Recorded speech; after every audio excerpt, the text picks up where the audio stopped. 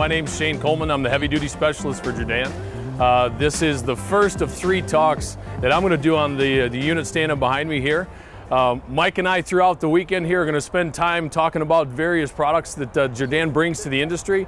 So this morning's talk, kicking things off, I'm going to talk about 10 specific features to Jerr's Rotator line that makes us unique and different in performance.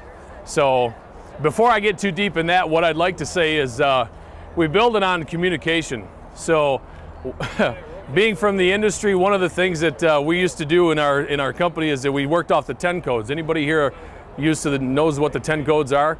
So when someone gives you direction or asks a request, you respond by saying 10-4. So with that, we're going to cover the 10 side of hearing what you called out for.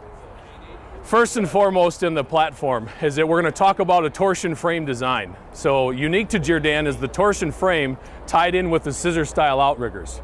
So what that does is that takes the platform and builds the stability around the turret.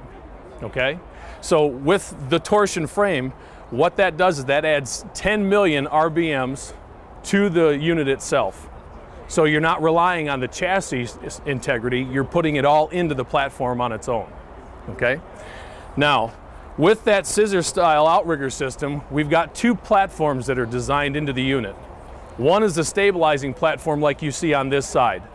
The other is going to be an anchoring or a spading option like you'll see on the opposite side of the truck. So when we get done here, I invite you to walk around and take a look at that, and you'll get to see what that's for. Now first, I'd like to talk about the stabilizing side. The stabilizing platform rotators were typically designed to lift and move whatever objects you needed to. So the challenge is with traditional outriggers is to be able to level the unit on uneven terrain. So at any given time, this unit is going to be in different situations where you need to level the unit.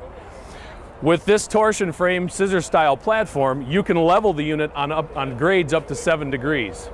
So on the 7-degree pitch, you can level this unit and still do what the load chart calls for. The other side to that is that you'll notice on the undercarriage here is that the scissor style outriggers also allow you to set the platform over that uneven terrain. So there's no extensive need for cribbing. Now obviously when we get into soft terrain, you do have to have load distribution pads, but you're not required to crib in order to get the performance of the truck. Now the second side to that is the spading option like you see on the opposite side.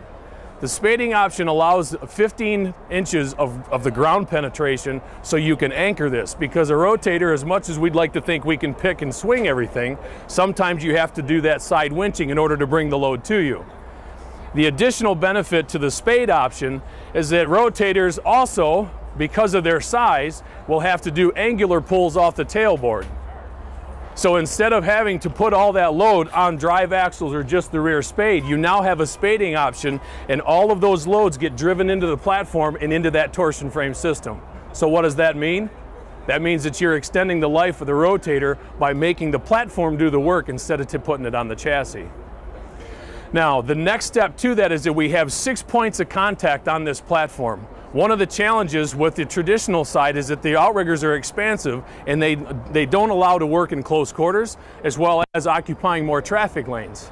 So by going to a 6-point scissor style platform, we now can have a close quarters platform that allows you to set up not only in tight areas, but also not occupy the traffic lanes so traffic can continue moving. What you'll see is the outrigger system here is tied into that torsion frame with the spades on the rear. Those spades are tied into that frame, so this platform actually is distributing the load on those 6 points, as opposed to traditional style where there's only 4. So you get more displacement by having that laid out on a 6-point platform. Now combine that with the boom length. The recovery boom length on these units, like you'll see here, we've got them set at different positions, is that there's 41 feet of boom length in the unit with a 60-degree elevation capability. So like you see on the red unit behind this one, it's fully elevated. You'll see that the working height from the ground to the hooks is 42 feet. So you have over 42 feet of lifting height. What does that mean? That means that you can get this unit up closer to the load and reach out and reach the load once you get there. So bring that into the platform having the capabilities of anchoring as well as stabilizing. Now we're going to take it into the areas where we focus, and later on I'll be talking about this, is we're going to talk about the body that we've designed for rigging management. That will be in the second talk on the next series. When you combine the platform into that close quarters thinking, now you have a unit that you can deploy. It doesn't matter whether it's in the country or in the city. You can take it into that region, level it, and put it to work. Now, the next development to the platform and to the unit is not, these trucks don't always tow. Or, I'm sorry, excuse me, let me back that up. They don't always do the recovery and lift and swing. These units are usually towing as well. So what's tied into the unit is that we have a 2-position lockout for the recovery boom. So this boom can be swung to the front to open the cavity over the top of this for doing aerial ladder trucks, work over rigs, anything with a long overhang out the front. Additionally to that, with the platform, is that we have 4 underlift options. So as you look at the Rotator and say, well, do I have to buy something with that underlift and how that's configured? No. We can sit down with you, our sales team can sit down with you and work out what exactly your book of business is and build that unit based on what you intend to do with it. So with those options on the underlift, we have 4 underlift options. We have a 3- and 5-winch option on the recovery side, as well as tying in 2 different body options for the unit. So, Mike, are we doing good for time? You're doing real good. All right.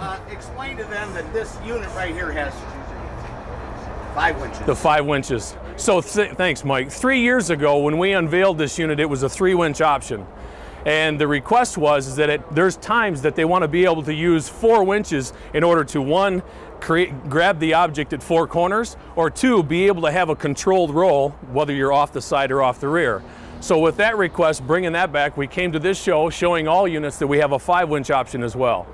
So you have that choice, so you can increase that level of performance on the unit. All of our winches on this is a 50-ton VP 2-speed winch. So you're looking at the main boom winches are 50,000 pound, 2-speed planetary. You're looking at the 20,000 pound, okay, 20,000 pound planetary winches, as well as a 35 planetary winch that's on the drag winch for the underlift. So, thanks. All operated remote control.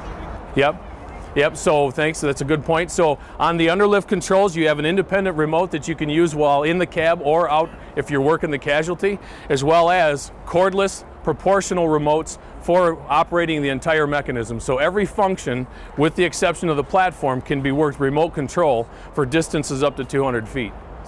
Talking to you business owners and operators, one of the issues that came up was on the traditional platforms, those longer outriggers were not only occupying more space and difficult to set up to get the load chart performance, but it was also eating up the work area.